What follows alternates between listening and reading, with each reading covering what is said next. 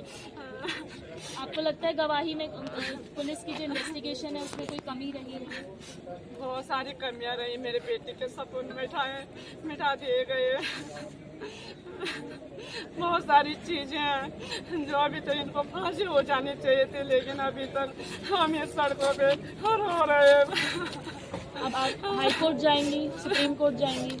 हाँ, जब तक इनको फांसी की सजा नहीं हो जाती हम संतुष्ट नहीं है, बिल्कुल भी नहीं है। आप कह रही हैं कि आपकी दूसरी बेटी भी है, क्या जब ये दूसरी बेटी मेरी सारी है, सारी बेटी है मेरी दूसरी। और बेटियों के साथ ऐसा ही? मैं इसलिए कहना चाहती हूँ उनको फांसी की, ताकि मेरी किसी और बेटी के साथ ऐसा न हो। तो आज जो फैसला है उससे खुश नहीं है आप? नहीं है, बिल्कुल भी खुश नहीं, क्योंकि ऐसे अपराधी तो जिंदा रहने नहीं चाहिए। सजा के लिए बोला था, लेकिन उन्हें उम्र कैद की सजा, इससे आप संतुष्ट हैं?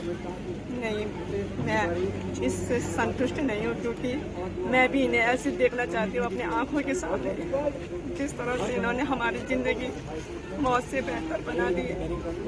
हम तो हमारी ज़िंदगी कैसी है ये आप सभी जानते हैं। मैं नहीं चाहती कि जिस तरह से उन्होंने मेरी बेटी के साथ किया, किसी अन्य बेटी के साथ वो ऐसा करे। इन्हें फांसी की सज़ा होनी चाहिए थी।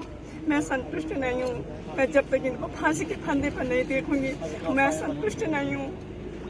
तो आप लोग हाई कोर्ट जाएंगे इसके लिए? हाँ, जाएंगे हम। मेरी सभी जनता वालों से, सभी उत्तराखंड की जनता से हाथ जोड़ के विनती है, जिन्होंने हमारा साथ दिया और इस बेटी को यहाँ तक न्याय दिया, यही जनता हमें आगे भी न्याय दिलाएगी और हमारी बेटियों के लिए एक सुरक्षा कवच बनाएगी।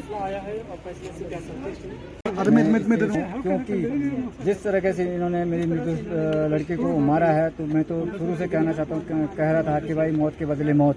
तो हम हमारे जीते जी इनको तो फांसी की सजा होनी चाहिए थी, क्योंकि हम आज हैं तो कल नहीं है। लेकिन हम चाहते थे कि भाई हमारे सामने इनको जो है फांसी की सजा होनी चाहिए थी।